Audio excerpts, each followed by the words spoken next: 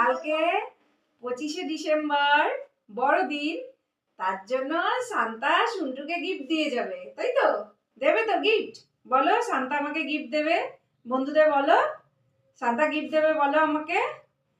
আচ্ছা, গত বছর সান্তা অনেক গিফট দিয়েছিল, এবার এবছর তো দাদু নেই, তাই তো? এবছর তো তোমার দাদু নেই, তাহলে তোমাকে দাদু সান্তা সেজে এসে অনেক গিফট দিয়ে যাবে, তাই তো?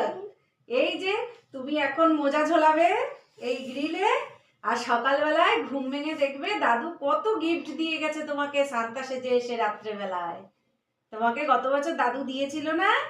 হ্যাঁ দিয়েছিল, তারপরে সান্তা দিয়েছিল গিফট। এইবার দাদু নেই, তাহলে এবার কি করা যাবে? এবার মোজা ঝোলাও, দেখবে দাদু এসে গিফট দিয়ে যাবে। চলো, এই যে এই মোজাটা, এই যে বলো এই মোজাটা, বলো শুন্টু ঝোলাবে, তাই তো? দাদু গিফট দিয়ে যাবে, কি গিফট দেয় দেখবো। এবার চলো আমি আর তুমি এই মোজাটা ঝোলাই, আসো।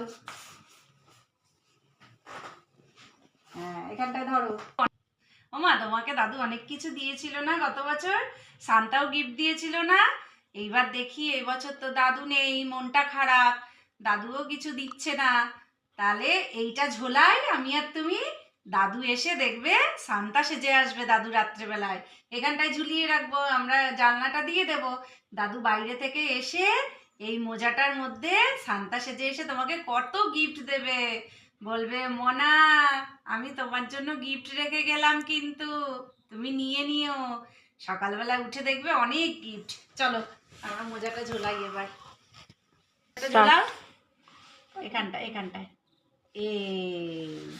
এই মোজাটা ঝোলানো থাকলো, দাদু দেখবে, এটা বাইরের দিকে দিয়ে দিই, তাহলে দাদু এটার মধ্যে অনেক গিফট দিয়ে যাবে। আর সকালবেলায় দেখবো দাদু কত গিফট দিয়ে গেছে সান্তা সেজে এসে।